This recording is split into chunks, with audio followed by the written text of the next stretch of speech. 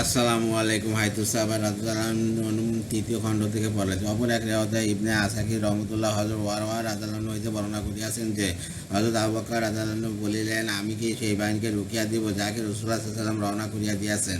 যদি আমি এমন করি তবে ইহা আমার এক বিরাট দুঃসাহসিকতা হইবে। আর সেই পবিত্র জাতের কসম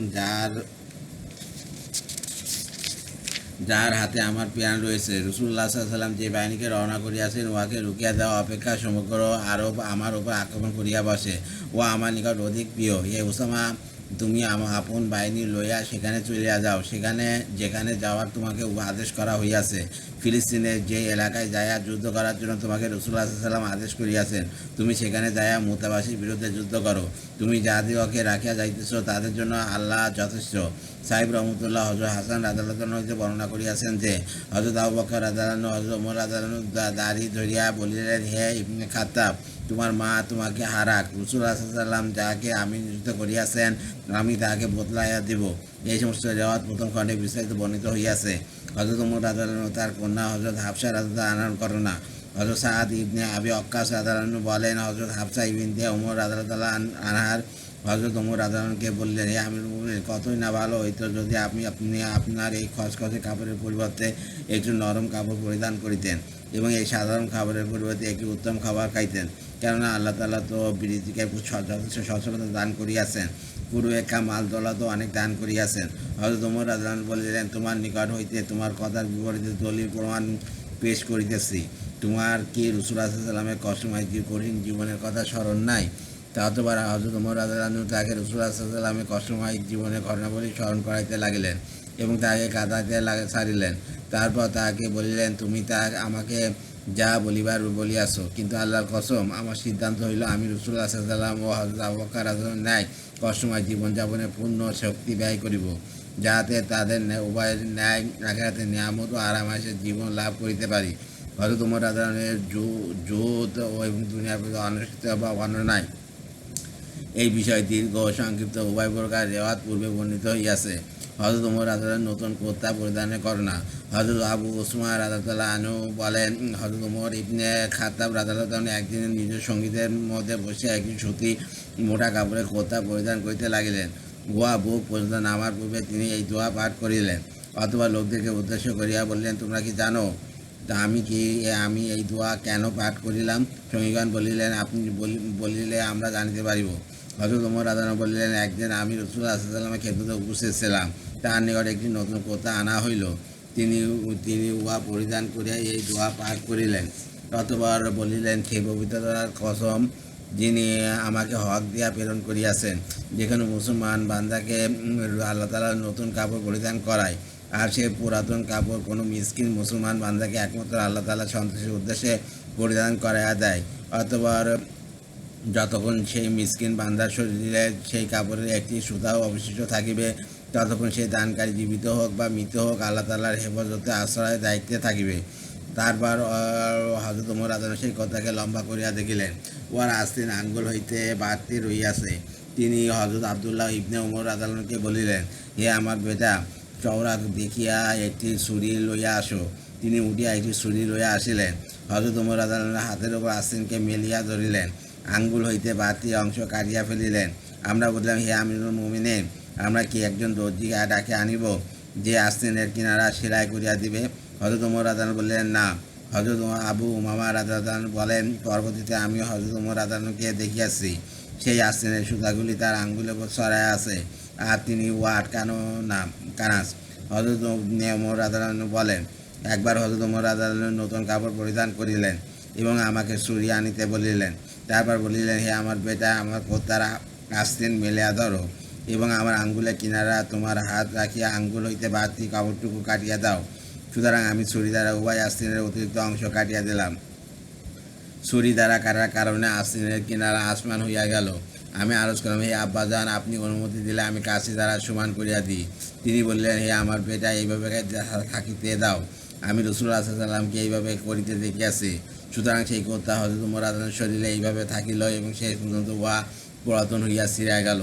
আমি কয়েকবার দেখিয়াছি উহা সুতাগুলি খুলিয়া খুলিয়া তার পায়ের উপর পড়িতেছে। হাজরে আসওয়াদ ও রুকুনে ইরাকি ও রুকুনে সামি চুম্বন করা সম্পর্কে সাবা রাদিয়াল্লাহু আনহুদের উক্তি। আসলাম রহমতুল্লাহ বলেন, হযরত উমর রাদিয়াল্লাহু আনহু হাজরে আসওয়াদকে সম্বোধন করিয়া বলিলেন, শুনিয়া লও আল্লাহর কসম, আমি জানি তুমি একটি পাথর, তুমি না কোনো ক্ষতি করিতে পারো আর না কোনো উপকার করিতে পারো। যদি আমি রাসূলুল্লাহ সাল্লাল্লাহু আলাইহি ওয়াসাল্লামকে তোমাকে চুম্বন করিতে না দেখিতাম তবে আমিও তোমাকে চুম্বন করিতাম না। তারপর তিনি উহাকে চুম্বন করিলেন। তারপর বলিলেন, রমাল করার সহিত আমাদের কী সম্পর্ক? রামাল হইল তাওপে 3 চক্করে বীরের ন্যায় ছোটো ছোটো কদমে দ্রুত চলা। আমরা তো উহা মুশরিকদেরকে নিজের শক্তি দেখাবার জন্য করিয়াছিলাম। আল্লাহ তাআলা তাদেরকে ধ্বংস করিয়া দিয়াছেন, এখন আর উহার প্রয়োজন নাই। তারপর বলিলেন, তবে রামাল এমন একটি কাজ যাহা রাসূলুল্লাহ সাল্লাল্লাহু আলাইহি ওয়াসাল্লাম করিয়াছেন, অতঃপর তা আমরা উহা ছাড়িতে চাই না। একজন সাহাবা রাদিয়াল্লাহু আনহু বলেন, আমি নবী করিম সাল্লাল্লাহু আলাইহি ওয়াসাল্লামকে দেখিয়াছি, তিনি হাজরে আসওয়াদের নিকট দাঁড়াইয়া বলিতেছেন, আমি জানি তুমি একটি পাথর, না কোনো ক্ষতি করিতে পারো আর না কোনো উপকার করিতে পারো। তারপর তিনি উহাকে চুম্বন করিলেন। নবী করিম সাল্লাল্লাহু আলাইহি ওয়াসাল্লামের পর হযরত আবু বকর রাদিয়াল্লাহু আনহু হজ করিয়াছেন এবং তিনিও হাজরে আসওয়াদের সম্মুখে দাঁড়াইয়া বলিলেন, আমি জানি তুমি একটি পাথর, না কোনো ক্ষতি করিতে পারো আর না কোনো উপকার করিতে পারো। আর যদি রাসূলুল্লাহ সাল্লাল্লাহু আলাইহি ওয়াসাল্লাম তোমাকে চুম্বন করিতে না দেখিতাম তবে আমি তোমাকে চুম্বন করিতাম না। হযরত ইয়ারা ইবনে উমামা রাদিয়াল্লাহু আনহু বলেন, আমি হযরত উসমান রাদিয়াল্লাহু আনহুর সহিত তওয়াফ করিয়াছি। আমরা হাজরে আসওয়াদকে চুম্বন করিলাম। আমি বাইতুল্লাহ শরীফের নিকট দিয়া চলিতেছিলাম। আমরা যখন হজরে আসওয়াদকে সংলগ্ন পশ্চিমে কোণায় বসাইলাম তখন উহাকে চুম্বন করার জন্য আমি তার হাত ধরিয়া টানিলাম। তিনি বলিলেন, তোমার কি হইয়াছে? আমাকে কেন টানিতেছ? আমি বলিলাম, আপনি এই কোণা চুম্বন করিবেন না। তিনি বলিলেন, তুমি কি রাসূলুল্লাহ সাল্লাল্লাহু আলাইহি ওয়াসাল্লামের সহিত তওয়াফ করো নাই? আমি বলিলাম, হা করিয়াছি। তিনি বলিলেন, তুমি কি তাহাকে পশ্চিমের এই 2 কোণা চুম্বন করিতে দেখিয়াছ? আমি বলিলাম, না। তিনি বলিলেন, তুমি কি রাসূলুল্লাহ সাল্লাল্লাহু আলাইহি ওয়াসাল্লামের অনুসরণ করো না?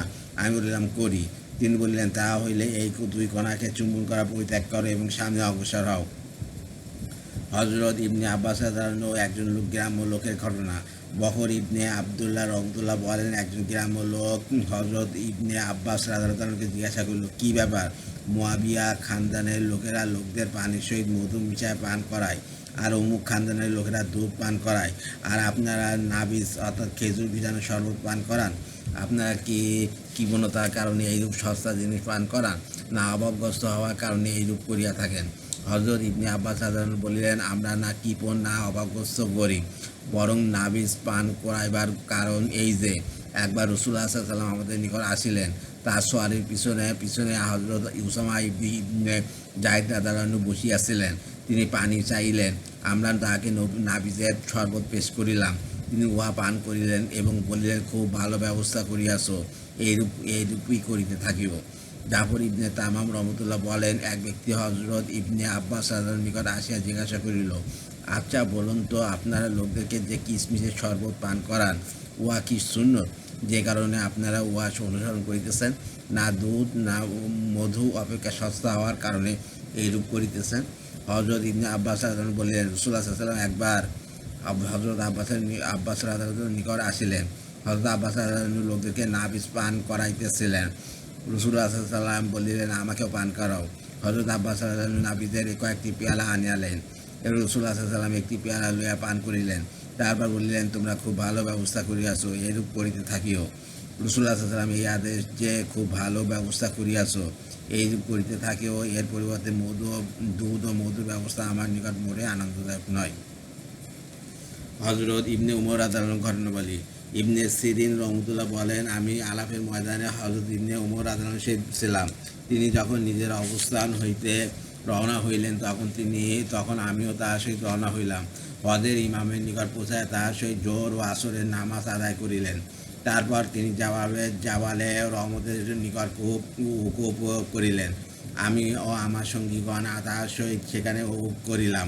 সূর্যাস্তের পর ইমাম যখন আরাফাত হইতে মুজদালেফার দিকে রওনা হইল তখন আমরাও হযরত ইবনে উমর রাদিয়াল্লাহু সহিত রওনা হইলাম। হযরত ইবনে উমর রাদিয়াল্লাহু যখন চলিতে চলিতে মাজেমান নামক স্থানের পূর্বে একটি সংকীর্ণ স্থানে পৌঁছাইলেন তখন তিনি নিজের সওয়ারিকে বসাইলেন। আমরাও নিজেদের সওয়ারি বসাইলাম। আমাদের ধারণা হইল তিনি হয়তো এখানে নামাজ পড়িতে চাইতেছেন। হযরত ইবনে উমর রাদিয়াল্লাহু এর গোলাম যে তাহার সওয়ারি ধরিয়া রাখিয়াছিল সে বলিল, না, তিনি নামাজ পড়িতে চাইতেছেন না, বরং এখানে পুষাইয়া তার স্মরণ হইয়াছে যে নবী করিম সাল্লাল্লাহু আলাইহি ওয়াসাল্লাম যখন এখানে পুষাইয়াছিলেন তখন তিনি প্রয়োজনীয় সারিবার জন্য থামিয়াছিলেন। এই কারণে হযরত ওমর রাদিয়াল্লাহু তাআলা তার প্রয়োজন সারিতে চাইতেছেন। হযরত ইবনে ওমর রাদিয়াল্লাহু আনহু মক্কা ও মদিনার মধ্যবর্তী স্থানে একটি গাছের নিকট যখন যাইতেন তখন উহার নিচে দ্বিপ্রহরের সময় আরাম করিতেন। উহার কারণ হিসাবে তিনি বলিতেন, রাসূলুল্লাহ সাল্লাল্লাহু আলাইহি ওয়াসাল্লাম এই গাছের নিচে দ্বিপ্রহরে আরাম করিয়াছেন। রাফি রহমতুল্লাহ বলেন, হযরত ইবনে ওমর রাদিয়াল্লাহু আনহু সর্বত্র রাসূলুল্লাহ সাল্লাল্লাহু আলাইহি ওয়াসাল্লামের চিহ্ন দ্বীপ তালাশ করিতেন এবং সফরকালীন যেখানে যেখানে রাসূলুল্লাহ সাল্লাল্লাহু আলাইহি ওয়াসাল্লাম নামাজ আদায় করিয়াছেন তিনিও সেখানে নামাজ আদায় করিতেন। এমনকি রাসূলুল্লাহ সাল্লাল্লাহু আলাইহি ওয়াসাল্লাম এক সফরে একটি গাছের নিচে অবস্থান করিয়াছিলেন। হযরত ইবনে ওমর রাদিয়াল্লাহু আনহু সেই গাছের অত্যন্ত যত্ন নিতেন এবং উহার গোড়ায় পানি দিতেন যাতে উহা শুকায় না যাইত। মুজাহিদ রহমতুল্লাহ বলেন, আমরা এক সফরে হযরত ইবনে ওমর রাদিয়াল্লাহু আনহুর সহিত ছিলাম। চলিতে চলিতে এক স্থানে পৌঁছাইয়া তিনি রাস্তা ছাড়িয়া একদিকে সরিয়া গেলেন। সঙ্গীগণ জিজ্ঞাসা করিলেন, আপনি এইরূপ কেন করিলেন? রাস্তা কেন ছাড়িয়া দিলেন? তিনি বলিলেন, আমি রাসূলুল্লাহ সাল্লাল্লাহু আলাইহি ওয়াসাল্লামকে এই স্থানে এইরূপ করিতে দেখিয়াছি, এই জন্য আমিও এইরূপ করিলাম। নাফি রহমতুল্লাহ বলেন, হযরত ইবনে ওমর রাদিয়াল্লাহু আনহু মক্কার পথে সোজাভাবে চলিতেন না, বরং সোয়ারীকে রাস্তার ডানে বামে ঘুরাইতে থাকিতেন এবং বলিতেন, আমি এইরূপ এই জন্য করি যাতে আমার সোয়ারীর পা রাসূলুল্লাহ সাল্লাল্লাহু আলাইহি ওয়াসাল্লামের সোয়ারীর পায়ের স্থানে পড়ে। নাফি রহমতুল্লাহ বলেন, হযরত ইবনে ওমর রাদিয়াল্লাহু আনহু যখন রাসূলুল্লাহ সাল্লাল্লাহু আলাইহি ওয়াসাল্লামের পদচিহ্নের ওপর নিজের পা রাখিয়া চলিতেন তখন যদি তুমি তাকে দেখিতে তবে তাকে পাগল বলিতে। হযরত আয়েশা রাদিয়াল্লাহু আনহা বলেন, নবী করিম সাল্লাল্লাহু আলাইহি ওয়াসাল্লাম সফরের যে সমস্ত স্থানে অবস্থান করিয়াছেন উহাকে হযরত ইবনে ওমর রাদিয়াল্লাহু আনহু যেভাবে তালাশ করেন এইরূপ আর কেউ করে না। সরি আসেম আওয়াল রহমতুল্লাহ আপন উস্তাদ হতে বর্ণনা করেন যে হযরত ইবনে ওমর রাদিয়াল্লাহু আনহু নবী করিম সাল্লাল্লাহু আলাইহি ওয়াসাল্লামের চিহ্নাদি এত বেশি তালাশ করিতেন যে কেউ দেখিলে মনে করিত তার মাথায় কোনো দোষ আছে। আসলাম রহমতুল্লাহ বলেন, কোনো উটনীর বাচ্চা মরুভূমিতে হারায় গেলে উটনী তার বাচ্চাকে এই পরিমাণ তালাশ করে না যে পরিমাণ হযরত ইবনে ওমর রাদিয়াল্লাহু আনহু হযরত ওমর ইবনে খাত্তাব রাদিয়াল্লাহু আনহু পদচিহ্নকে তালাশ করিতেন। আব্দুর রহমান ইবনে উমাইয়া ইবনে আবদুল্লাহ রহমতুল্লাহ হযরত ইবনে ওমর রাদিয়াল্লাহু আনহুকে জিজ্ঞাসা করিলেন, কুরআনের মধ্যে বিপদ আশঙ্কার সময়ের নামাজ ও মুকামিয়ের নামাজ সম্পর্কে তো আমরা পাই, কিন্তু মুসাফিরের নামাজ সম্পর্কে কিছু পাই না। হযরত ওমর রাদিয়াল্লাহু আনহু বলিলেন, আমরা আরবের লোকেরা সর্বাপেক্ষা অজ্ঞ ও স্বল্প জ্ঞানের অধিকারী ছিলাম। অতঃপর আল্লাহ তাআলা আপন নবীকে প্রেরণ করিয়াছেন। অতঃপর আমরা নবী করিম সাল্লাল্লাহু আলাইহি ওয়াসাল্লামকে যেমন করিতে দেখেছি তেমনই করিব। রাসূলুল্লাহ সাল্লাল্লাহু আলাইহি ওয়াসাল্লাম যখন মুসাফিরের নামাজ পড়িয়াছেন তখন আমরাও পড়িব। অর্থাৎ সমস্ত হুকুমা কোরআনে থাকিতে হইবে উহা জরুরি নয়, বরং অনেক হুকুম আহকাম হাদিস দ্বারাও প্রমাণিত হইয়াছে। উমাইয়া ইবনে আবদুল্লাহ ইবনে খালেদ ইবনে আসিদ রহমতুল্লাহ হযরত আবদুল্লাহ ইবনে ওমর রাদিয়াল্লাহু আনহুকে জিজ্ঞাসা করিলেন, আমরা বিপদ আশঙ্কার সময়ে নামাজ কসর অর্থাৎ 2 রাকাত করার হুকুম তো কোরআনে পাইয়াছি, কিন্তু সফরের নামাজ কসর করার হুকুম তো পাই নাই। হযরত আব্দুল্লাহ রাদিয়াল্লাহু আনহু বলিলেন, আমরা নবী করিম সাল্লাল্লাহু আলাইহি ওয়াসাল্লামকে যে কাজ করিতে দেখিয়াছি আমরাও তাহা করিয়া থাকি, কোরআনে থাকুক বা না থাকুক। ওয়ারেদ ইবনে আবি আসেম রহমতুল্লাহ বলেন, মিনাতে হযরত আবদুল্লাহ ইবনে ওমর রাদিয়াল্লাহু আনহুর সহিত আমার সাক্ষাৎ হইলে আমি তাহাকে জিজ্ঞাসা করিলাম, সফরে নামাজ কত রাকাত পড়িতে হয়? তিনি বলিলেন, 2 রাকাত। আমি বলিলাম, আমরা বর্তমানে মিনাতে অবস্থান করিতেছি, আমাদের সংখ্যাও বেশি, সর্বাপেক্ষা নিরাপত্তা রইয়াছে, এমত অবস্থায় কি আমরা 2 রাকাত পড়িব? এই ব্যাপারে আপনার মতামত কি? আমার এই প্রশ্নে তিনি একটু বিরক্ত বোধ করিলেন এবং বলিলেন, তোমার না শোক, তুমি রাসূলুল্লাহ সাল্লাল্লাহু আলাইহি ওয়াসাল্লাম সম্পর্কে শুনিয়াছ? আমি বলিলাম, হ্যাঁ শুনিয়াছি, আমি তার উপর ঈমানও আনিয়াছি। তিনি বলিলেন, রাসূলুল্লাহ সাল্লাল্লাহু আলাইহি ওয়াসাল্লাম যখন সফরে যাইতেন তখন তিনি 2 রাকাত পড়িতেন। এখন তোমার ইচ্ছা হয় 2 রাকাত পড়ো বা ছাড়িয়া দাও। আবু মুনিব জুরাশি রহমতুল্লাহ বলেন, এক ব্যক্তি হযরত ইবনে ওমর রাদিয়াল্লাহু আনহুকে জিজ্ঞাসা করিল, আল্লাহ তাআলা কোরআনে বলিয়াছেন, আর যখন তোমরা জমিনে সফর করো তখন তোমাদের ইয়াতে কোনো পাপ হইবে না যে তোমরা জোহর আসর ইশার ফরজ নামাজের রাকাতকে কম করিয়া দাও।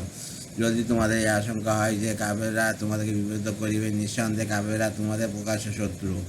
আল্লাহ তাআলা তো কসর নামাজের জন্য শর্ত করিয়াছেন যে যদি কাফেরদের অত্যাচার আশঙ্কা হয়, বর্তমানে মিনাতে আমরা নিরাপদ রইয়াছি, কোনো প্রকার ভয় আশঙ্কা নাই, এমত অবস্থায় কি আমরা নামাজে কসর করিব?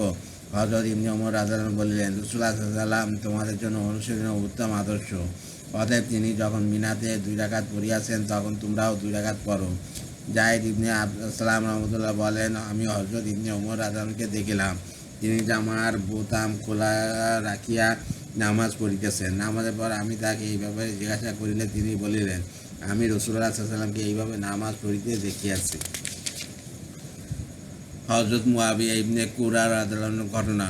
হযরত কুরা রাদিয়াল্লাহু বলেন, আমি মুজাদার গোত্রের এক জামাতের সহিত রাসূলুল্লাহ সাল্লাল্লাহু আলাইহি ওয়াসাল্লামের খেদমতে উপস্থিত হইলাম এবং আমরা তাহার হাতে বায়াত হইলাম। আমরা যখন তাহার নিকট বায়াত হইতেছিলাম তখন আমার জামার বোতাম খোলা ছিল। আমি তাহার জামার বুকের ভিতর হাত ঢুকাইয়া মোহরে নবুওয়াতকে স্পর্শ করিলাম। বর্ণনাকারী ওয়ারাহ রহমতুল্লাহ বলেন, আমি হযরত মুয়াবিয়া রাদিয়াল্লাহু তার ছেলেকে দেখিয়াছি। শীত গ্রীষ্ম সর্ব মৌসুমে তাহার জামার বোতাম খোলা রাখিতেন।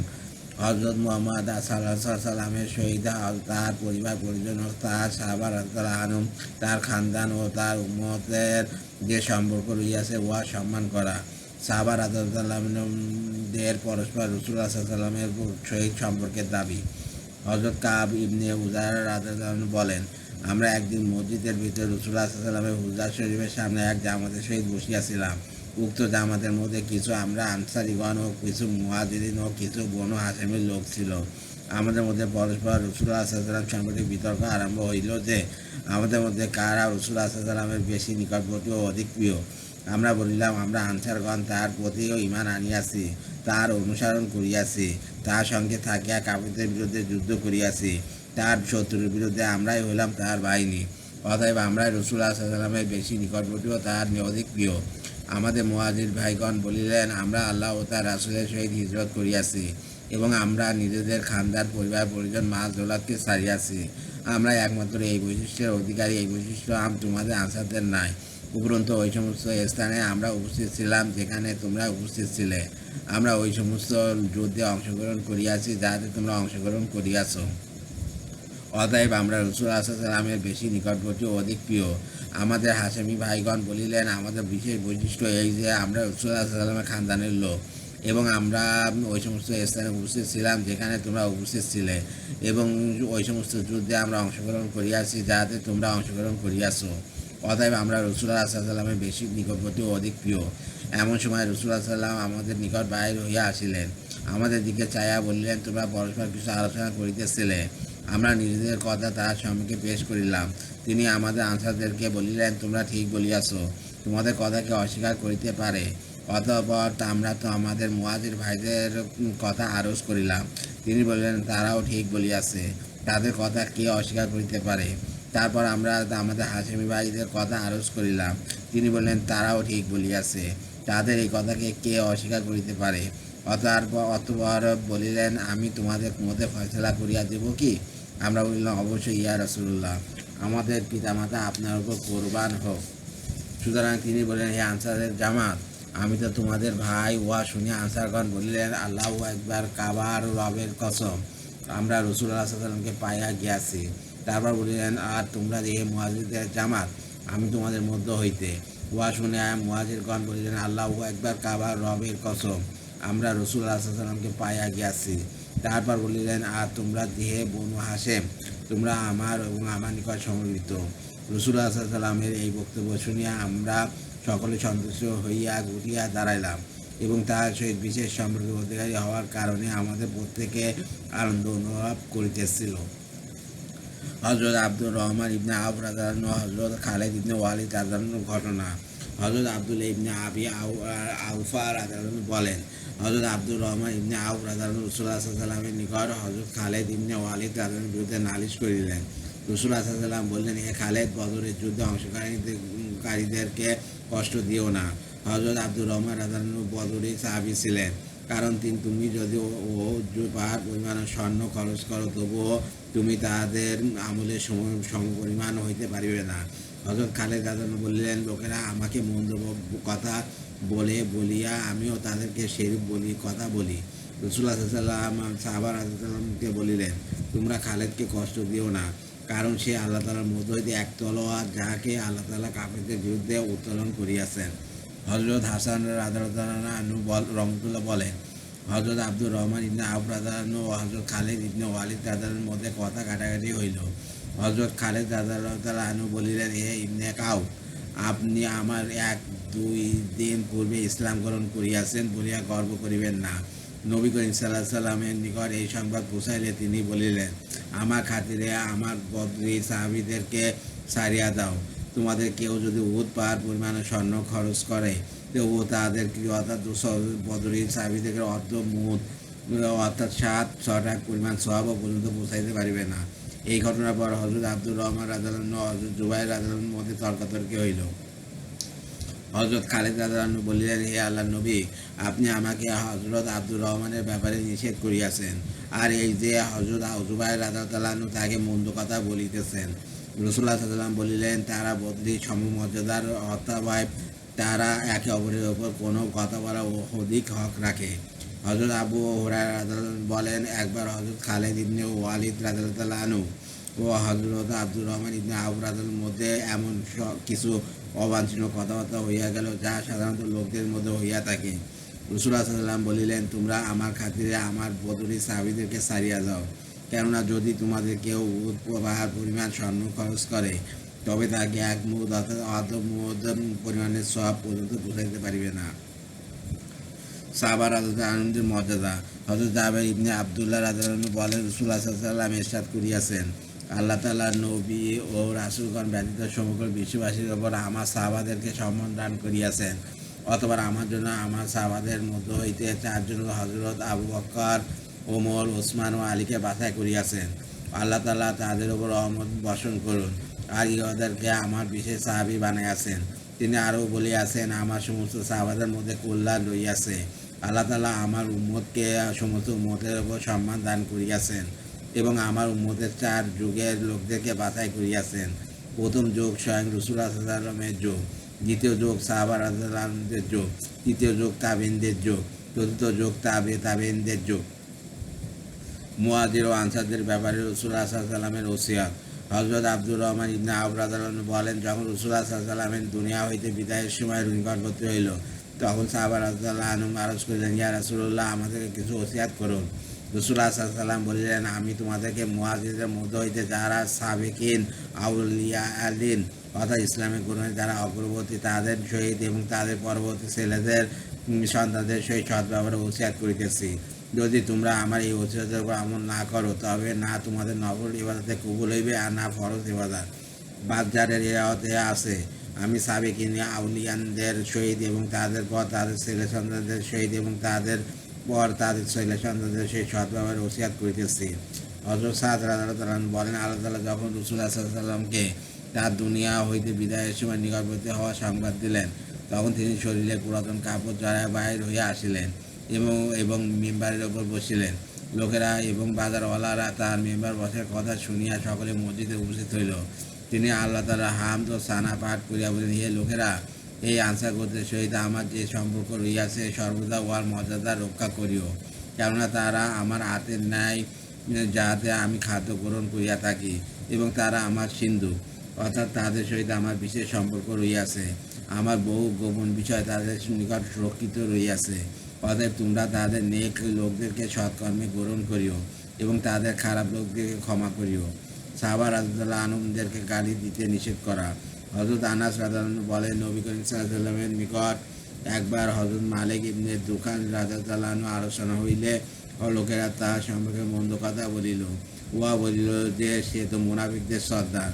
নবী করিম সাল্লাল্লাহু আলাইহি ওয়াসাল্লাম বললেন, আমার সাহাবাদেরকে ছাড়িয়া দাও, আমার সাহাবাদেরকে গালমন্দ করিও না।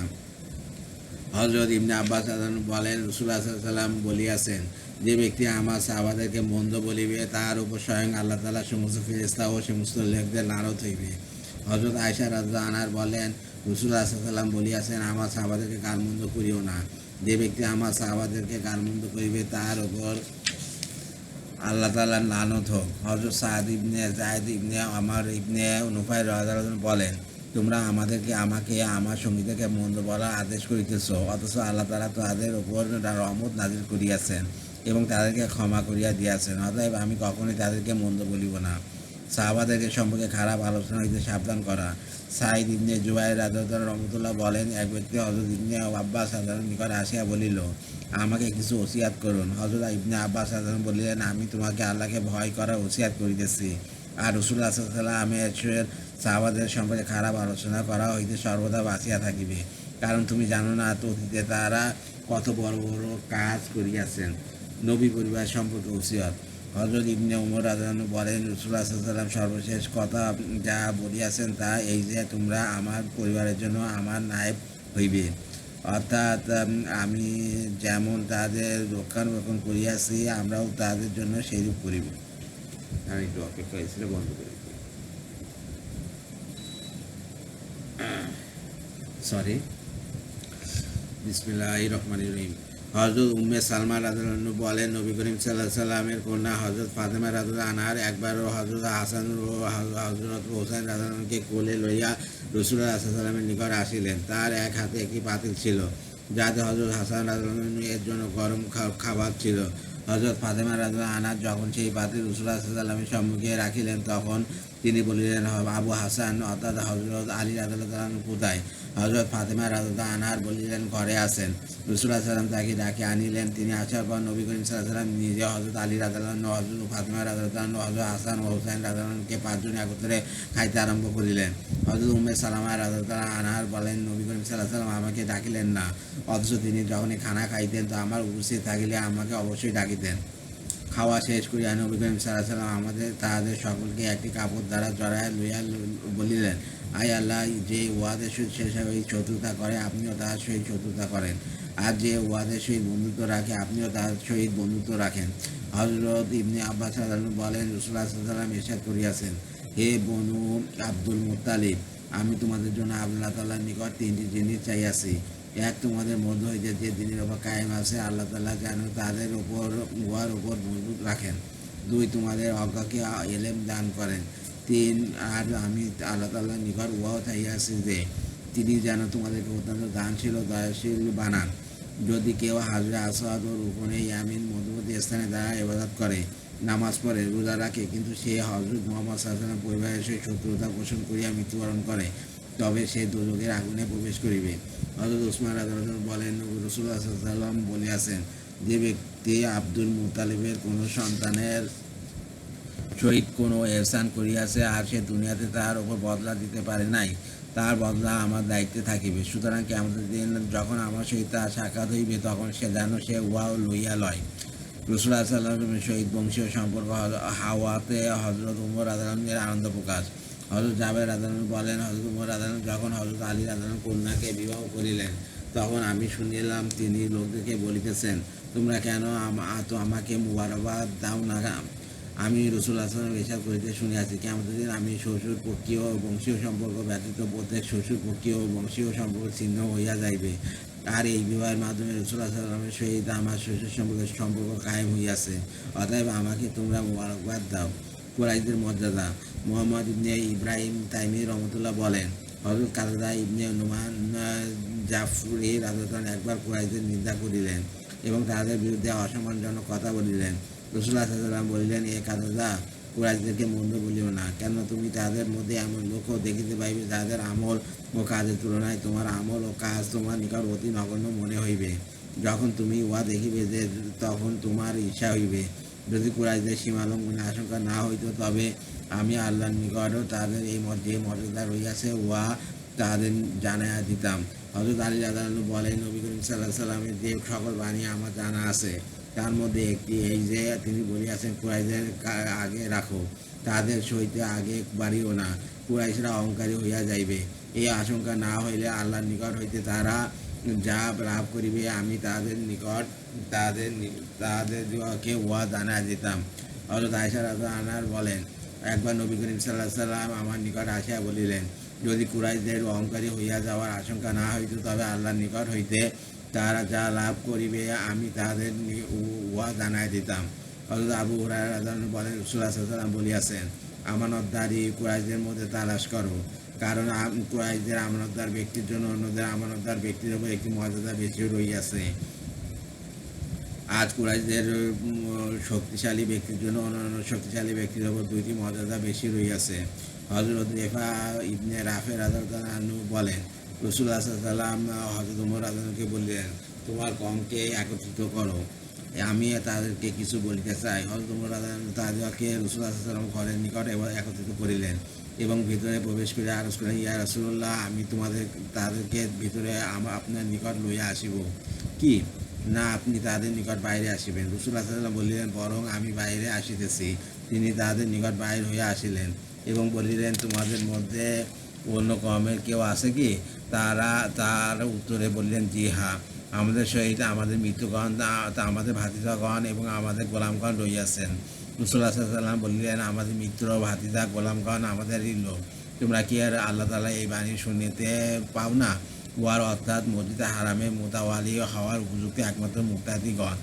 যদি তোমরা মোতাগি হইয়া থাকো তবে তো ঠিক আছে, নতুবা তোমরা চিন্তা করিয়া দেখো, এমন না হয় যে কাল কিয়ামতের দিন অন্যান্য লোকেরা নেক আমল করিয়া লইয়া আসে আর তোমরা গুনায় বোঝা লইয়া আসো, আর আমাকে তোমাদের গুনাহ দেখিয়া তা অন্যদেরকে মুখ করিয়া থাকিতে হয়। অথবা তিনি উভয় হাত উঠাইতে বলিলেন, হে লোকেরা, কুরাইশের লোকেরা আমানতদার।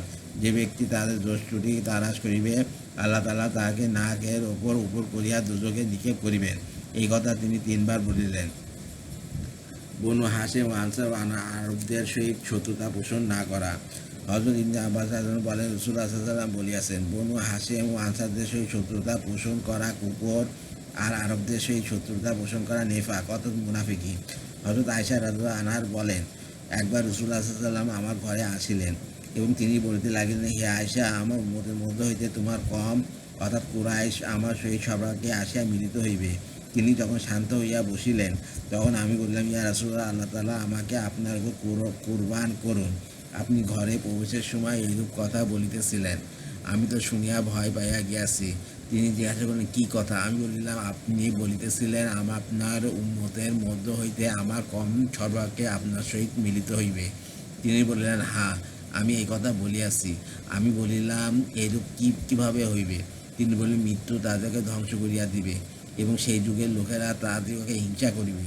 আমি বলিলাম, তাদের পর বাকি লোকদের কি অবস্থা হইবে? তিনি বললেন, তারা ছোট ফড়িংয়ের ন্যায় হইবে, তাদের শক্তিশালীরা দুর্বলদেরকে খাইয়া ফেলিবে, অবশ্যই তাদের উপর কিয়ামত কায়েম হইবে। অপর রেওয়াতে আছে, রাসূলুল্লাহ সাল্লাল্লাহু আলাইহি ওয়াসাল্লাম বলিলেন, হে আয়েশা, লোকদের মধ্যে তোমার কম সর্বপ্রথম ধ্বংস হইবে। আমি আরজ করিলাম, আল্লাহ তাআলা আমাকে আপনার উপর কোরবান করুন। তাহারা কি বিষ খাওয়ার কারণে ধ্বংস হইবে? তিনি বললেন, না, এই কুরাইশ বংশকে মৃত্যু ধ্বংস করিয়া দিবে এবং সে যুগের লোকেরা তাদেরকে হিংসা করিবে, তারা লোকদের মধ্যে সর্বপ্রথম ধ্বংসপ্রাপ্ত হইবে। আমি জিজ্ঞাসা করিলাম, তাদের পর লোকজন কত বছর দুনিয়াতে বসবাস করিবে? রাসূলুল্লাহ সাল্লাল্লাহু আলাইহি ওয়াসাল্লাম বললেন, তারা কুরাইশরা লোকদের মধ্যে মেরুদণ্ডের হাড়ের ন্যায়। যখন তারা ধ্বংসপ্রাপ্ত হইবে তখন অবশিষ্ট লোকজনও খুব তাড়াতাড়ি ধ্বংস হইয়া যাইবে।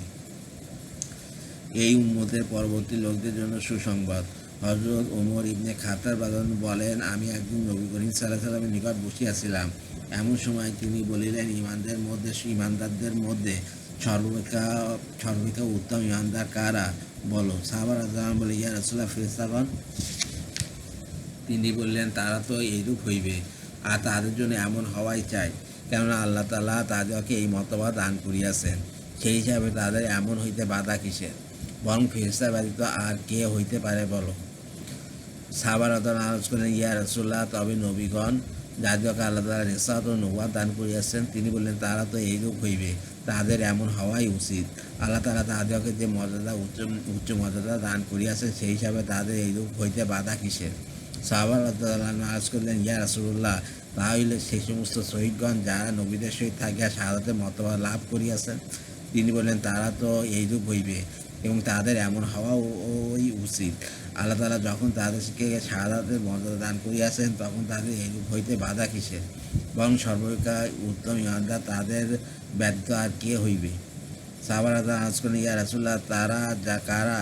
তিনি বললেন, তারা ওই সমস্ত লোক যারা এখনও তাদের বাপদাদার অরসে রহিয়াছে, আমার পরে এই দুনিয়াতে আসিবে এবং আমাকে না দেখিয়া আমার উপর ঈমান আনিবে এবং আমাকে সত্য নবী বলিয়া মানিবে, কোরআনের পাতা লটকানো অবস্থায় পাইবে আর উহার উপর আমল করিবে। উহারা ঈমানদারদের মধ্যে সর্বাপেক্ষা উত্তম ঈমানদার হইবে। পরবর্তী ঈমানদারদের ফজিলত শুধু এই হিসাবে যে তারা রাসূলুল্লাহ সাল্লাল্লাহু আলাইহি ওয়াসাল্লামকে না দেখিয়া তাহার উপর ঈমান আনিবে, নতুবা সর্বসম্মত ক্রমে সাহাবা রাদিয়াল্লাহু হইলেন এই উম্মতের মধ্যে সর্বাপেক্ষা উত্তম। হযরত উমর রাদিয়াল্লাহু বলেন, নবী করিম সাল্লাল্লাহু আলাইহি সাল্লাম বলিলেন, বলো দেখি কিয়ামতের দিন সমস্ত মাখলুকের মধ্যে আল্লাহ তাআলার নিকট সর্বাপেক্ষা উচ্চ মর্যাদা কে হইবে? সাহাবা রাদিয়াল্লাহু আনহুম বলিলেন, ফেরেশতাগণ।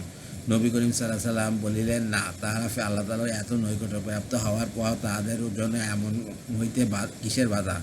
তাদের ব্যতীত আর কারোর ব্যাপারে বলো। সাহাবা রাদিয়াল্লাহু আনহুম আরজ করিলেন, নবীগণ। তিনি বলিলেন, তাদের উপর যখন ওহী নাজিল হইয়াছে তখন তাদের জন্য এমন হইতে কিসের বাধা? বরং তারা ব্যতীত আর কারোর কথা বলো। নবী করিম সাহাবা রাদিয়াল্লাহু আনহু বলিলেন, ইয়া রাসূলুল্লাহ, আপনি বলিয়া দিন। নবী করিম সাল্লাল্লাহু আলাইহি সাল্লাম বলিলেন, তারা ওই সমস্ত লোক যারা তোমাদের পরে আসিবে এবং আমাকে না দেখে আমার উপর ঈমান আনিবে। তারা কোরআনের পাতা লটকানো অবস্থায় পাইবে এবং উহার উপর ঈমান আনিবে। কিয়ামতের দিন উহারাই আল্লাহ তাআলার নিকট সমস্ত মাখলুক অপেক্ষা উচ্চ মর্যাদাবান হইবে। হযরত আবু জুমা রাদিয়াল্লাহু আনহু বলেন, একদিন আমরা রাসূলুল্লাহ সাল্লাল্লাহু আলাইহি ওয়াসাল্লামের সহিত দুপুরে খানা খাইয়াছিলাম। আমাদের সহিত হযরত আবু উবাইদা ইবনে জাররাহ রাদিয়াল্লাহু আনহু ছিলেন। তিনি বলেন, ইয়া রাসূলুল্লাহ, আমরা আপনার সঙ্গে মুসলমান হইয়াছি এবং আপনার সঙ্গে থাকিয়া জিহাদ করিয়াছি। আমাদের অপেক্ষা কি কেউ উত্তম হইতে পারে? রাসূলুল্লাহ সাল্লাল্লাহু আলাইহি ওয়াসাল্লাম, হ্যাঁ, ওই সমস্ত লোক যারা আমার পরে আসিবে এবং আমাকে না দেখে আমার উপর ঈমান আনিবে। হযরত আবু উমামা রাদিয়াল্লাহু আনহু বলেন, রাসূলুল্লাহ সাল্লাল্লাহু আলাইহি ওয়াসাল্লাম বলিয়াছেন, একবার সুসংবাদ তার জন্য যে আমাকে দেখিয়াছে এবং আমার উপর ঈমান আনিয়াছে, আর 7 বার সুসংবাদ তার জন্য যে আমাকে দেখে নাই তারপরও আমার উপর ঈমান আনিয়াছে। নবী করিম সাল্লাল্লাহু আলাইহি সাল্লামের আকাঙ্ক্ষা। হযরত আবু হুরায়রা রাদিয়াল্লাহু আনহু বলেন, নবী করিম সাল্লাল্লাহু আলাইহি সাল্লাম বলিয়াছেন, আমার পরে এমন সমস্ত লোক আসিবে যে তাদের প্রত্যেকে আপন পরিবার পরিজন ও মাল সম্পদের বিনিময়ে হইলেও তা আমাকে দেখার আগ্রহ রাখিবে। হযরত আনাস রাদিয়াল্লাহু আনহু বলেন, রাসূলুল্লাহ সাল্লাল্লাহু আলাইহি সাল্লাম বলিয়াছেন, আমার আকাঙ্ক্ষা হয়, হায়, আর যদি আমি আমার ওই সমস্ত ভাইদেরকে দেখিতে পাইতাম যারা আমাকে না দেখিয়া আমার উপর ঈমান আনিবে। অপর এক রিওয়ায়েতে আছে, আমার ভাইদের সহিত আমার কবে সাক্ষাৎ হইবে? সাহাবা রাদিয়াল্লাহু আনহু বললেন, ইয়া রাসূলুল্লাহ, আমরা কি আপনার ভাই নই? রাসূলুল্লাহ সাল্লাল্লাহু আলাইহি ওয়াসাল্লাম বলিলেন, বরং তোমরা আমার সাহাবা। আমার ভাই হইল তারা যারা আমাকে না দেখে আমার উপর ঈমান আনিয়াছে। এই উম্মতের ফজিলত। হযরত আমর রাদিয়াল্লাহু আনহু বলেন, রাসূলুল্লাহ সাল্লাল্লাহু আলাইহি ওয়াসাল্লাম বলিয়াছেন, আমার উম্মতের উদাহরণ হইল বৃষ্টির ন্যায়, জানা নাই উহার প্রথম অংশে কল্যাণ রহিয়াছে না শেষ অংশে। হযরত আব্দুল্লাহ ইবনে মাসউদ রাদিয়াল্লাহু আনহু নবী করিম সাল্লাল্লাহু আলাইহি ওয়াসাল্লামের ইরশাদ বর্ণনা করেন যে, আল্লাহ তাআলার কিছু ফেরেশতা আছেন যারা জমিনের বুকে বিচরণ করিয়া বেড়ান এবং আমার উম্মতের পক্ষ হইতে আমার নিকট সালাম পৌঁছাইতে থাকেন। আমার হায়াত তোমাদের জন্য কল্যাণকর। তোমরা আমার সহিত কথা বলিয়া থাকো এবং শরীয়তের হুকুম আহকাম আমার নিকট জিজ্ঞাসা করিয়া থাকো, আর আমি তোমাদের প্রশ্ন ও ইত্যাদির উত্তরে তোমাদের সহিত কথা বলিয়া থাকি। আর আমার অর্থাৎ ইন্তেকাল ও তোমাদের জন্য কল্যাণকর হইবে, কারণ তোমাদের আমল আমার নিকট পেশ করা হইতে থাকিবে। উহার মধ্যে যাহা কিছু ভালো আমল দেখিব উহার উপর আমি আল্লাহ তাআলা প্রশংসা করিব, আর যাহা কিছু খারাপ আমল দেখিব উহার উপর আল্লাহ তাআলার নিকট তোমাদের জন্য ক্ষমা প্রার্থনা করিব। এই উম্মতের শাস্তি দুনিয়াতেই হইবে। হযরত আবু বুরদা রাদিয়াল্লাহু আনহু বলেন, আমি ইবনে জিয়াদের নিকট বসিয়াছিলাম। হযরত আব্দুল্লাহ ইবনে ইয়াজিদ রাদিয়াল্লাহু আনহু তাহার নিকট বসিয়াছিলেন। ইবনে জিয়াদের নিকট খারিজিদের মাথা কাটিয়া আনা হইতেছিল। যখন কোনো মাথা লইয়া যাওয়া হইত তখন আমি বলিতাম, উহা দোজখের আগুনে যাইবে। হযরত আব্দুল্লাহ ইবনে ইয়াজিদ রাদিয়াল্লাহু আনহু বলিলেন, হে আমার ভাতিজা, এইরূপ বলিও না, কেননা আমি রাসূলুল্লাহ সাল্লাল্লাহু আলাইহি ওয়াসাল্লামকে ইরশাদ করিতে শুনিয়াছি, এই উম্মতের গুনাহের শাস্তি দুনিয়াতে হইবে। অর্থাৎ খারিজিদের দুনিয়াতে শাস্তিস্বরূপ কতল হওয়ার পর হয়তো আখিরাতে আর আযাব নাও হইতে পারে। হযরত আবু বুরদা রাদিয়াল্লাহু আনহু বলেন, আমি উবাইদুল্লাহ ইবনে ইয়াজিদের নিকট হইতে বাইরে আসিতে দেখিলাম খারিজিদেরকে কঠিন শাস্তি দেওয়া হইতেছে। আমি উহা দেখিয়া রাসূলুল্লাহ সাল্লাল্লাহু আলাইহি ওয়াসাল্লামের এক সাহাবীর নিকট যাইয়া বসিলাম। তিনি বললেন, রাসূলুল্লাহ সাল্লাল্লাহু আলাইহি ওয়াসাল্লাম বলিয়াছেন, এই উম্মতের শাস্তি দুনিয়াতে তলোয়ার দ্বারা কতল হওয়ার দ্বারা হইবে। মুসলমানদের জানমালের সম্মান করা। হযরত ইবনে আব্বাস রাদিয়াল্লাহু আনহু বলেন, রাসূলুল্লাহ সাল্লাল্লাহু আলাইহি ওয়াসাল্লামের যুগে এক ব্যক্তি খুন হইল, কিন্তু হত্যাকারীর সন্ধান পাওয়া গেল না। এই সংবাদ পাইয়া রাসূলুল্লাহ সাল্লাল্লাহু আলাইহি ওয়াসাল্লাম মেম্বারে উঠিয়া বলিলেন, হে লোকেরা, আমি তোমাদের মধ্যে বিদ্যমান থাকা অবস্থায় একজন খুন হইয়া গেল, আর তার খুনি জানা যাইতেছে না। যদি সমস্ত আসমানবাসী ও জমিনবাসী একজোট হইয়া কোনো মুসলমানকে হত্যা করে, আল্লাহ তাআলা তাদের সকলকে বিনা গণনায় ও বিনা হিসাবে আযাব দিবেন। হযরত আবু সাঈদ রাদিয়াল্লাহু আনহু বলেন, রাসূলুল্লাহ সাল্লাল্লাহু আলাইহি ওয়াসাল্লামের যুগে এক ব্যক্তি খুন হইল। তিনি খুতবার উদ্দেশ্যে মেম্বারে উঠিয়া ৩ বার জিজ্ঞাসা করিলেন, তোমাদের উপস্থিতিতে কে এই ব্যক্তিকে হত্যা করিয়াছে? তোমরা জানো কি? সাহাবা রাদিয়াল্লাহু আনহুম বলিলেন, আল্লাহর পানা, আমরা জানি না। রাসূলুল্লাহ সাল্লাল্লাহু আলাইহি ওয়াসাল্লাম বলিলেন, সেই পাক জাতের কসম যার হাতে মুহাম্মদের প্রাণ রইয়াছে, যদি সমস্ত আসমান ও জমিনবাসী একজোট হইয়া একজন মুমিনকে কতল করে, তবে আল্লাহ তাআলা তাদের সকলকে দোজখে প্রবেশ করাইবেন। আর যে কেউ আমাদের এবং আমার আহলে বায়াতের সহিত শত্রুতা রাখিবে, আল্লাহ তাআলা তাকে উপর করিয়া আগুনে ফেলিবে। কলেমা পাঠ করা সত্ত্বেও তাহাকে কতল করার প্রতি অসন্তুষ্ট প্রকাশ। হযরত উসামা ইবনে যায়েদ রাদিয়াল্লাহু আনহু বলেন, রাসূলুল্লাহ সাল্লাল্লাহু আলাইহি ওয়াসাল্লাম আমাদেরকে জুহাইনা গোত্রের শাখা বনু হুরকা এর উদ্দেশ্যে প্রেরণ করিলেন। আমরা তাদের উপর খুব ভোরে ভোরে আক্রমণ করিলাম। শত্রু দলের মধ্যে এক ব্যক্তি ছিল, যখন শত্রু দল আমাদের নিকট অগ্রসর হইত, তখন সে প্রচণ্ড বেগে হামলা করিত।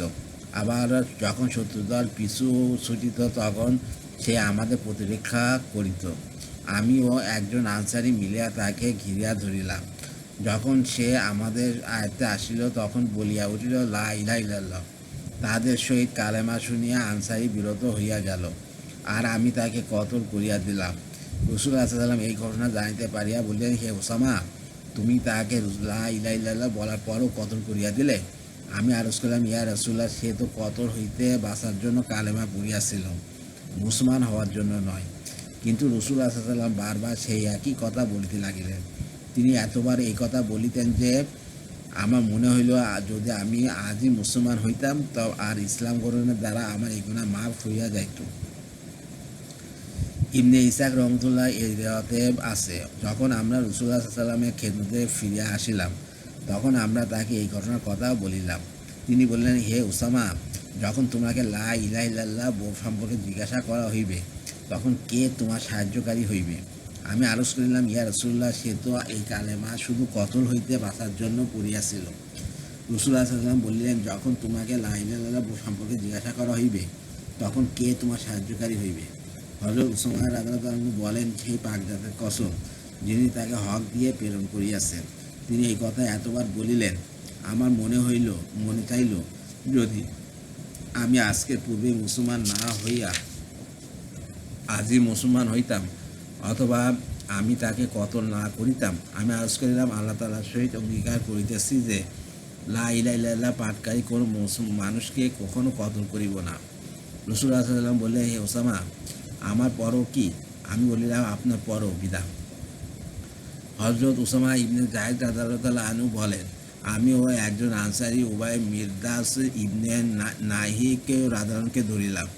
যখন আমরা তাহার উপর তলোয়ার উত্তোলন করিলাম, তখন তিনি বলিলেন, ইহা শোনার পরও আমরা বিরত হইলাম না, বরং তাকে কতল করিয়া দিলাম। এই রিওয়ায়াতের পরবর্তী অংশ ইবনে ইসহাক রহমতুল্লাহ উপরোক্ত রিওয়ায়াত অনুযায়ী বর্ণিত হইয়াছে।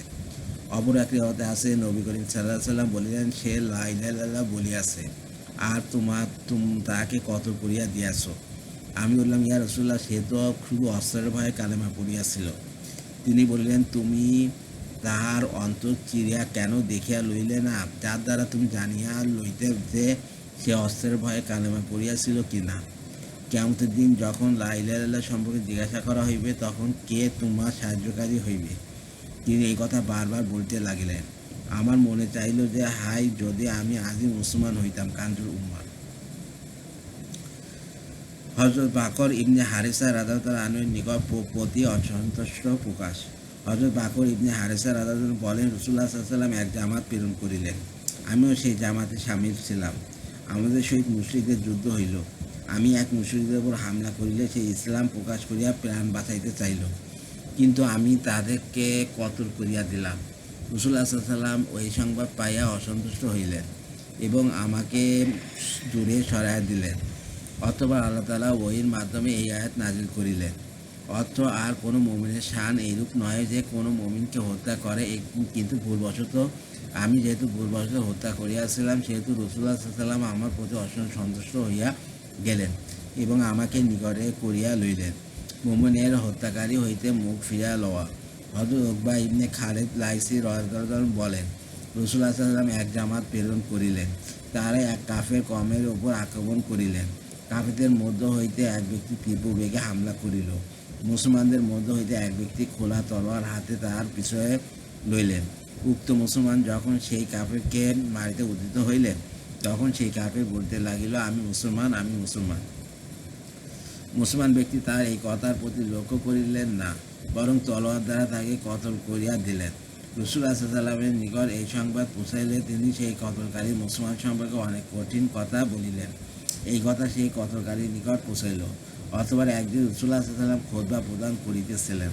এমন সময় সেই কতলকারী মুসলমান বললেন, ইয়া রাসূলুল্লাহ, আল্লাহর কসম, সেই হত্যাকৃত ব্যক্তি শুধুমাত্র কতল হইতে রক্ষা পাওয়ার জন্য আমি মুসলমান কথাটি বলিয়াছিলেন। রসুল সাল্লাম সেই মুসলমান ও সেই দিকের সমস্ত লোকদের হইতে মুখ ঘুরাইয়া লইলেন এবং খুতবা প্রদান করিতে থাকিলেন। উক্ত মুসলমান পুনরায় বললেন, ইয়া রাসূলুল্লাহ, সেই ব্যক্তি শুধুমাত্র কতল হইতে রক্ষা পাওয়ার জন্য আমি মুসলমান কথাটি বলিয়াছিলাম। রসুল সাল্লাম সেই মুসলমান ও সেই দিকের সমস্ত লোকদের হইতে মুখ ঘুরাইয়া লইলেন এবং খুতবা প্রদান অব্যাহত রাখিলেন। উক্ত মুসলমান লোকটি ধৈর্য ধারণ করিতে না পারিয়া তৃতীয়বার পুনরায় একই কথা বলিল। এবার রাসূলুল্লাহ সাল্লাল্লাহু আলাইহি ওয়াসাল্লাম তাহার প্রতি মুখ ফিরে করিলেন এবং তাহার চেহারা মোবারকে পরিষ্কার অসন্তোষ বোঝা যাইতেছিল। তিনি তিনবার বলিলেন, আল্লাহ তাআলা আমাকে কোন মুমিনকে হত্যা করিতে নিষেধ করিয়াছে। হযরত মেকদাদ রাদিয়াল্লাহু ঘটনা। হযরত ইবনে আব্বাস রাদিয়াল্লাহু বলেন, রাসূলুল্লাহ সাল্লাল্লাহু আলাইহি ওয়াসাল্লাম এক জামাত প্রেরণ করিলেন। উক্ত জামাতে হযরত মেকদাদ ইবনে আসাদ রাদিয়াল্লাহু ছিলেন। তাহারা যখন কাফেরদের নিকট পৌঁছাইলেন, তখন দেখিলেন তাহারা সকলে সরিয়া পড়িয়াছে এবং শুধু এক ব্যক্তি সেখানে বিদ্যমান ছিল। সে নিজের স্থান হতে সরে নাই। তাহার নিকট অনেক মাল দৌলত ছিল। মুসলমানদেরকে দেখিয়া সে আশহাদু আল্লা ইলাহা ইল্লাল্লাহ বলিতে লাগিল। হযরত মেকদাদ রাদিয়াল্লাহু অগ্রসর হইয়া তাকে কতল করিয়া দিলেন। তার এক সঙ্গী বলিলেন, আপনি এমন লোককে কতল করিলেন যে কালেমা শাহাদাত আশহাদু আল্লা ইলাহা ইল্লাল্লাহ পড়িতেছিল। আমি অবশ্যই এই বিষয়ে নবী করিম সাল্লাল্লাহু আলাইহি ওয়াসাল্লামকে জানাইব। তারপর যখন তারা নবী করিম সাল্লাল্লাহু আলাইহি ওয়াসাল্লামের নিকট ফিরে আসিলেন, তখন জামাতের সঙ্গীগণ বললেন, ইয়া রাসূলুল্লাহ, এক ব্যক্তি কালেমা শাহাদাত আশহাদু আল্লা ইলাহা ইল্লাল্লাহ পাঠ করা সত্ত্বেও হযরত মেকদাদ রাদিয়াল্লাহু তাকে কতল করিয়া দিয়াছেন। নবী করিম সাল্লাল্লাহু আলাইহি ওয়াসাল্লাম বলিলেন, মেকদাদকে আমার নিকট ডাকিয়া আনো। হযরত মেকদাদ রাদিয়াল্লাহু উপস্থিত হইলে তিনি বলিলেন, হে মেকদাদ, তুমি এমন ব্যক্তিকে কতল করিয়াছ যে লা ইলাহা ইল্লাল্লাহ পড়িতেছিল। কাল কিয়ামতে লা ইলাহা ইল্লাল্লাহ এর দাবির মোকাবেলায় তোমার কি উপায় হইবে? এই পরিপ্রেক্ষিতে আল্লাহ তাআলা নিম্নের আয়াত নাযিল করিলেন, অর্থ, হে ঈমানদারগণ, যখন তোমরা আল্লাহর রাস্তায় বাহির হও, তখন প্রত্যেক কাজই যাচাই করিও এবং এমন ব্যক্তিকে যে তোমাদের সম্মুখে আনুগত্য প্রকাশ করে এইরূপ বলিও না যে তুমি মুসলমান নও। আমরা পার্থিব জীবনে সম্পদ অন্বেষণ করো এবং অবস্থিত আল্লাহর নিকট প্রচুর গনিমতের মাল রইয়াছে। প্রথমে তোমরা এইরূপ ছিলে, অনন্তর আল্লাহ তোমাদের প্রতি অনুগ্রহ করিয়াছেন। অতএব ভাবিয়া দেখো, নিশ্চয়ই আল্লাহ তোমাদের কৃতকর্মের পূর্ণ খবর রাখেন। তারপর রাসূলুল্লাহ সাল্লাল্লাহু আলাইহি ওয়াসাল্লাম হযরত মেকদাদ রাদিয়াল্লাহুকে বলিলেন, একজন মুমিন ব্যক্তি ছিল যে নিজের ঈমানকে গোপন রাখিয়াছিল, কিন্তু কাফেরদের সহিত বসবাস করিতেছিল। সে তোমার সম্মুখে আমার ঈমানকে প্রকাশ করিল, আর তুমি তাকে কতল করিয়া দিলে। পূর্বে তুমিও মক্কায় এমনিভাবে আপন ঈমানকে গোপন রাখিতেছিলে।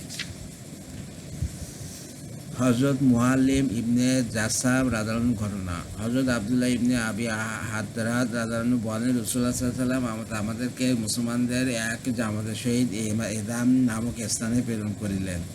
উক্ত জামাতে হযরত আবু কাতাদা হারিস ইবনে রিবু রাদিয়াল্লাহু ও হযরত মুআল্লিম ইবনে জাসাব রাদিয়াল্লাহু ছিলেন।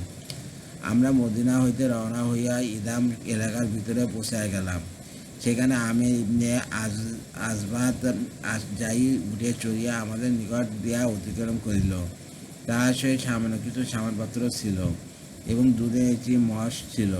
সে আমাদেরকে ইসলামী নিয়মে সালাম দিল।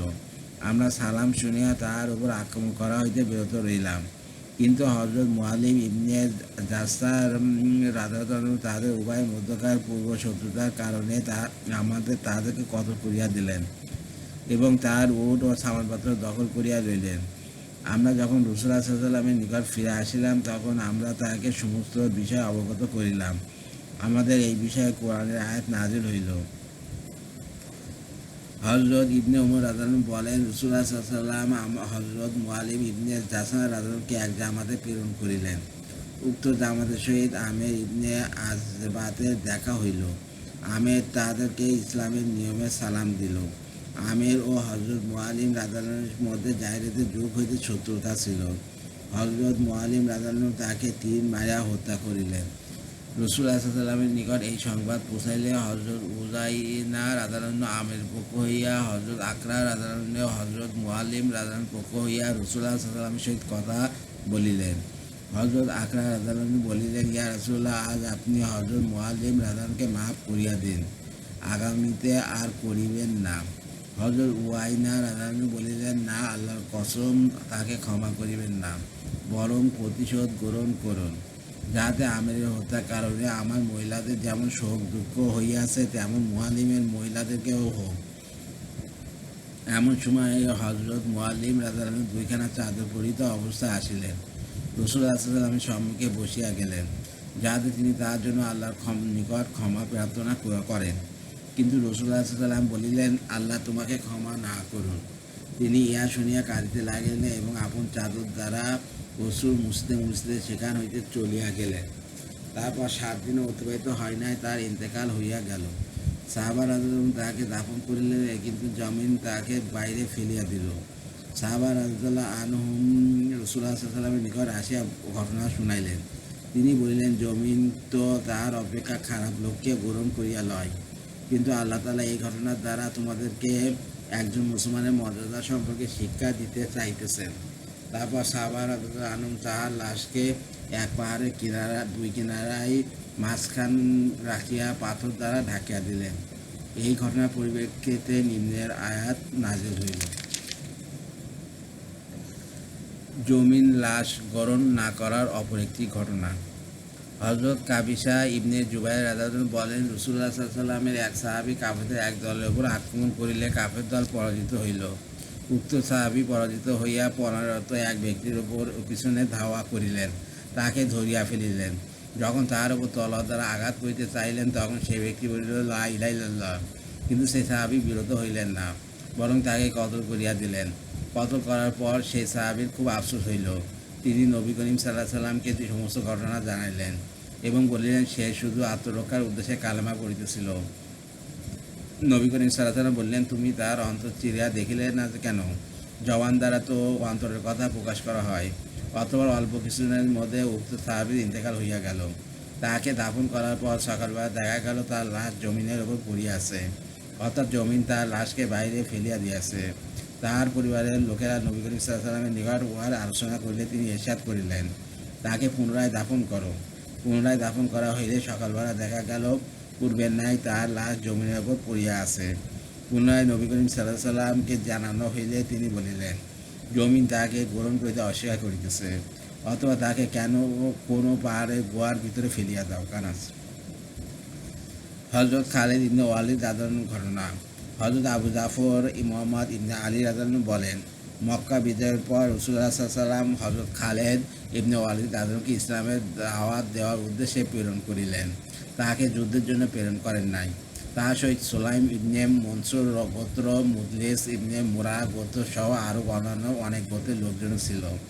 তারা যখন বনু জাজিমা ইবনে আমের ইবনে আবদে মানদ ইবনে খেনা গোত্রের নিকট পৌঁছাইলেন, তখন তারা হযরত খালিদ রাদিয়াল্লাহু আনহু জামাতকে দেখিয়া অস্ত্র ধারণ করিল। হযরত খালিদ রাদিয়াল্লাহু আনহু তাদেরকে বললেন, তোমরা অস্ত্র রাখিয়া দাও, কেননা সমস্ত লোক মুসলমান হইয়া গিয়াছে, আর তোমরা সমস্ত মুসলমানদের সঙ্গে মোকাবেলা করিতে সক্ষম হইবে না। তারা এই কথা শুনিয়া যখন অস্ত্র রাখিয়া দিল, তখন হযরত খালিদ রাদিয়াল্লাহু আনহুর আদেশে পিছমোড়া করিয়া তাদের উপর তাদের হাত বাঁধিয়া দেওয়া হইল। তারপর তিনি তাদের অনেককে কতল করিয়া দিলেন। রাসূলুল্লাহ সাল্লাল্লাহু আলাইহি ওয়াসাল্লামের নিকট এই সংবাদ পৌঁছাইলে তিনি উভয় হাত আসমানের দিকে প্রসারিত করিয়া বলিলেন, আয় আল্লাহ, খালিদ ইবনে ওয়ালিদ যা করিয়াছে উহার সহিত আমার কোনো সম্পর্ক নাই। অথবা তিনি হযরত আলী ইবনে আবি তালেব রাদিয়াল্লাহু আনহুকে ডাকিয়া বলিলেন, হে আলী, এই সমস্ত লোকদের নিকট যাও এবং তাদের বিষয় বিবেচনা করো, আর জাহিলিয়াতের সকল প্রথাকে পদতলে জমিনের নিচে দাফন করিয়া দাও। হযরত রাদিয়াল্লাহু আনহু অনেক মাল টাকা পয়সা লইয়া গেলেন। এই সমস্ত মাল রাসূলুল্লাহ সাল্লাল্লাহু আলাইহি ওয়াসাল্লাম তাহাকে দিয়াছিলেন। হযরত আলী রাদিয়াল্লাহু আনহু তাহাদের যত লোক কতল হইয়াছিল সকলের রক্ত বিনিময় আদায় করিলেন এবং তাহাদের যত ধন মাল সম্পদ লওয়া হইয়াছিল উহার বিনিময় প্রদান করিলেন, এমনকি তাদের কুকুরের পানির পাত্রেরও বিনিময় প্রদান করিলেন। অবশেষে তাদের রক্ত ও মাল কোনো কিছুর দাবি অবশিষ্ট রইল না, সমস্ত কিছুর বিনিময় প্রদান করিলেন। তারপরও হযরত আলী রাদিয়াল্লাহু আনহুর নিকট মাল অবশিষ্ট রইয়া গেল।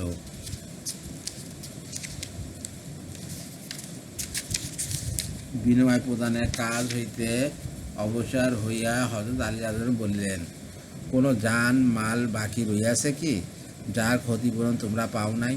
তারা বলিল, না। তিনি বলিলেন, তোমাদের বা আল্লাহ রসুল সাল্লাল্লাহু আলাইহি সাল্লামের অজানা মতেই এমন কোনো জান ও মাল থাকিতে পারে যার ক্ষতিপূরণ দেওয়া হয় নাই। অতএব আমি এই অবশিষ্ট মাল রাসূলুল্লাহ সাল্লাল্লাহু আলাইহি সাল্লামের পক্ষ হইতে সতর্কতা স্বরূপ তোমাদেরকে দিয়া দিতেছি।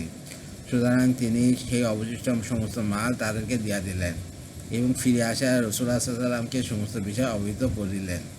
রাসূলুল্লাহ সাল্লাল্লাহু আলাইহি সাল্লাম বলিলেন, তুমি ঠিক করিয়াছ এবং উত্তম করিয়াছ।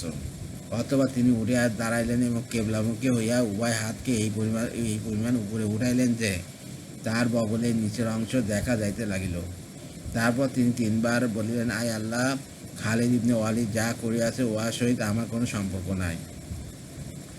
হযরত ইবনে ওমর রাদিয়াল্লাহু আনহু বলেন, রাসূলুল্লাহ সাল্লাল্লাহু আলাইহি ওয়াসাল্লাম হযরত খালিদ ইবনে ওয়ালিদ রাদিয়াল্লাহু আনহুকে বনু জাসিমা গোত্রের উদ্দেশ্যে প্রেরণ করিলেন। হযরত খালিদ রাদিয়াল্লাহু আনহু তাদেরকে ইসলামের দাওয়াত দিলেন। তারা মুসলমান হয়ে গেল, কিন্তু আসলামানা অর্থাৎ মুসলমান হইয়া গেলাম না বলিয়া সাবানা অর্থাৎ আমরা দিন পরিবর্তন করলাম বলতে লাগিল। হযরত খালিদ রাদিয়াল্লাহু আনহু সকলকে গ্রেপ্তার করিয়া আমাদের প্রত্যেকের নিকট একজন করিয়া কয়েদি সোপর্দ করিলেন। একদিন সকালবেলা হযরত খালিদ রাদিয়াল্লাহু আনহু আদেশ দিলেন, আমরা যেন প্রত্যেকে আপন আপন কয়েদিকে হত্যা করি। আমি বললাম, আল্লাহর কসম, না আমি আমার কয়েদিকে কতল করিব, আর না আমার সঙ্গীদেরকে কেউ কতল করিবে। সফর হইতে ফিরে আসিয়া সঙ্গীগণ হযরত খালিদ রাদিয়াল্লাহু আনহু এই আচরণের কথা নবী করিম সাল্লাল্লাহু আলাইহি ওয়াসাল্লামের নিকট আলোচনা করিল। নবী করিম সাল্লাল্লাহু আলাইহি ওয়াসাল্লাম আপন উভয় হাত উত্তোলন করিলে দুইবার বললেন, আয় আল্লাহ, খালিদ যা করিয়াছে উহার সহিত আমার কোনো সম্পর্ক নাই। ইবনে ইসহাক রহমতুল্লাহ বলেন, আমার নিকট যে রেওয়ায়াত পৌঁছিয়াছে উহাতে এইরূপ বর্ণিত হইয়াছে যে হযরত খালিদ রাদিয়াল্লাহু আনহু ও হযরত আব্দুর রহমান ইবনে আওফ রাদিয়াল্লাহু আনহুর মধ্যে কিছু তর্ক বিতর্ক হইল। হযরত আব্দুর রহমান রাদিয়াল্লাহু আনহু হযরত খালিদ রাদিয়াল্লাহু আনহুকে বলিলেন, তুমি ইসলামের মধ্যে জাহেলিয়াতের কাজ করিতেছ। হযরত খালিদ রাদিয়াল্লাহু আনহু বলিলেন, আমি তো তোমার পিতার হত্যার প্রতিশোধ লইয়াছি। হযরত আব্দুর রহমান বলিলেন, তুমি ভুল বলিতেছ, আমার পিতার হত্যাকারীকে তো আমি কতল করিয়াছি, বরং তুমি তো তোমার চাচা ফাকিহ ইবনে মুগীরার প্রতিশোধ গ্রহণ করিয়াছ। এইভাবে উভয়ের মধ্যে কথাবার্তা উত্তপ্ত হইয়া উঠিলে রাসূলুল্লাহ সাল্লাল্লাহু আলাইহি ওয়াসাল্লামের নিকট ইহা সংবাদ পৌঁছাইল। তিনি বলিলেন, হে খালিদ, নম্রভাবে কথা বলো, আমার পুরাতন সাহাবাদেরকে ছাড়িয়া দাও। আল্লাহর কসম, যদি তুমি উট পাহাড় পরিমাণ স্বর্ণ পাও এবং উহা আল্লাহর রাস্তায় খরচ করিয়া দাও, তবুও তুমি আমার সাহাবাদের এক সকাল ও এক বিকালের সওয়াবও পর্যন্ত পৌঁছাইতে পারিবে না। শাখর আউমাসি রাদিয়াল্লাহু আনহু ঘটনা। হযরত শাখর আউমাসি রাদিয়াল্লাহু আনহু বলেন, রাসূলুল্লাহ সাল্লাল্লাহু আলাইহি ওয়াসাল্লাম বনু সাকিবা গোত্রের বিরুদ্ধে যুদ্ধের জন্য রওনা হইলেন। হযরত শাখর রাদিয়াল্লাহু আনহু এই সংবাদ পাইয়া ঘোড়সওয়ারদের একটা জামাত লইয়া নবী করিম সাল্লাল্লাহু আলাইহি ওয়াসাল্লামের সাহায্যের উদ্দেশ্যে চলিলেন। তিনি সেখানে পৌঁছায় দেখিলেন বনু সাকিবের দুর্গ ইত্যাদি বিজয় পূর্বেই নবী করিম সাল্লাল্লাহু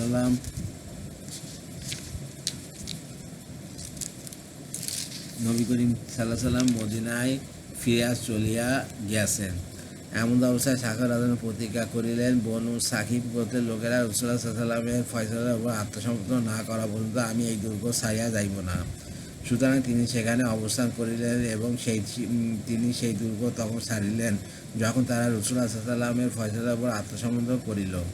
হযরত শাখর রাদিয়াল্লাহু আনহু তখন রাসূলুল্লাহ সাল্লাল্লাহু আলাইহি ওয়াসাল্লামের নিকট এই মর্মে পত্র লিখিলেন, আমাবাদ ইয়া রাসূলুল্লাহ, বনু সাকিব গোত্র আপনার ফয়সালার উপর আত্মসমর্পণ করিয়াছে। আমি তাদেরকে লইয়া আসিতেছি, তারা আমার ঘোড়সওয়ারদের সহিত লইয়াছে। পত্র পাওয়ার পর রাসূলুল্লাহ সাল্লাল্লাহু আলাইহি ওয়াসাল্লাম লোকদেরকে একত্র করার উদ্দেশ্যে আসসালাতু জামিতুন অর্থাৎ জামাতের জন্য সকলেও একত্র হইয়া যাও, গুরুত্বপূর্ণ কাজ উপস্থিত হইয়াছে বলিয়া ঘোষণা দিলেন। সকলে একত্র হইলে রাসূলুল্লাহ সাল্লাল্লাহু আলাইহি ওয়াসাল্লাম হযরত শাখর রাদিয়াল্লাহু আনহু গোত্র আউমাসের জন্য 10 বার এই দোয়া করিলেন, আয় আল্লাহ আউমাস কোতে ঘোড়সওয়ার ও পায়দওয়ালা লোকদের মধ্যে বরকত দান করুন। অথবা যখন তারা উপস্থিত হইলেন তখন হযরত মুগিরা ইবনে সোবা রাদিয়াল্লাহু আনহু রাসূলুল্লাহ সাল্লাল্লাহু আলাইহি ওয়াসাল্লামের সহিত তাহার ফুফুর ব্যাপারে কথা বলিলেন এবং আরজ করিলেন, ইয়া রাসূলুল্লাহ, হযরত সাখর রাদিয়াল্লাহু আনহু আমার ফুফুকে গ্রেপ্তার করিয়া আনিয়াছেন, অথচ তিনি সেই দিন অর্থাৎ ইসলাম গ্রহণ করিয়াছেন যা সমস্ত মুসলমান গ্রহণ করিয়াছে।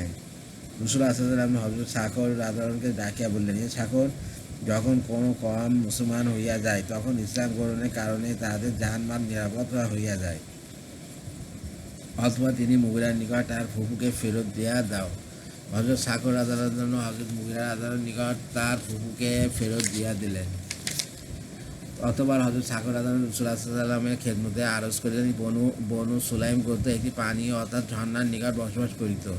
তারা ইসলাম গ্রহণ করে নাই এবং সেই পানি ছাড়িয়া পালাইয়া গিয়াছে। ইয়া রাসূলুল্লাহ, সেই পানি অর্থাৎ ঝর্ণা আমাকে ও আমার কওমকে দান করুন, আমরা সেখানে বসবাস করিব। রাসূলুল্লাহ সাল্লাল্লাহু আলাইহি ওয়াসাল্লাম বলিলেন, ঠিক আছে, এবং তিনি তাহাদেরকে সেই পানি দান করিলেন। তারপর বনু সুলাইম গোত্র মুসলমান হইয়া গেল এবং তাহারা হযরত সাখর রাদিয়াল্লাহু আনহুর নিকট সেই পানির দাবি জানাইল। হযরত সাখর রাদিয়াল্লাহু আনহু তাহাদের সেই পানি দিতে অস্বীকার করিলেন। তাহারা আসিয়া রাসূলুল্লাহ সাল্লাল্লাহু আলাইহি ওয়াসাল্লামের খেদমতে আরজ করিলেন, ইয়া রাসূলুল্লাহ, আমরা মুসলমান হইয়া হযরত সাখর রাদিয়াল্লাহু আনহুর নিকট গিয়াছিলাম যাহাতে তিনি আমাদের পানি ফেরত দেন, কিন্তু তিনি অস্বীকার করিতেছেন। রাসূলুল্লাহ সাল্লাল্লাহু আলাইহি ওয়াসাল্লাম বলেন, সাখর যখন কোনো কওম মুসলমান হইয়া যায় তখন তাদের জানমাল সবকিছু নিরাপত্তা হইয়া যায়, অতএব তাদের পানি তাদেরকে ফেরত দিয়া দাও। হযরত সাখর রাদিয়াল্লাহু আনহু বললেন, হে আল্লাহর নবী, ঠিক আছে। হযরত সাখর রাদিয়াল্লাহু আনহু বলেন, রাসূলুল্লাহ সাল্লাল্লাহু আলাইহি ওয়াসাল্লাম প্রথমে আমার নিকট হইতে হযরত মুগিরা রাদিয়াল্লাহু আনহুর ফুফুকে ফেরত দেখাইলেন, এখন বনু সুলাইমের পানি ফেরত দিতে বলিলেন। এই কারণে রাসূলুল্লাহ সাল্লাল্লাহু আলাইহি ওয়াসাল্লাম লজ্জিত হইতেছিলেন এবং দেখিলাম লজ্জায় তাহার চেহারা মোবারক লাল হইয়া যাইতেছিল। আলহামদুলিল্লাহ, হাদিস সাহাবা রাদিয়াল্লাহু আনহু থেকে পড়া হইল, তৃতীয় খণ্ড থেকে পড়া হইল। আর অবশিষ্ট অংশ পরবর্তী চ্যাপ্টার থেকে পড়া হবে। আর আমার ইউটিউব চ্যানেল ইবনে কুরাজ, এটাকে সাবস্ক্রাইব করুন, দয়া করে লাইক কমেন্ট শেয়ার দেবেন। সবাই ভালো থাকবেন, সুস্থ থাকবেন।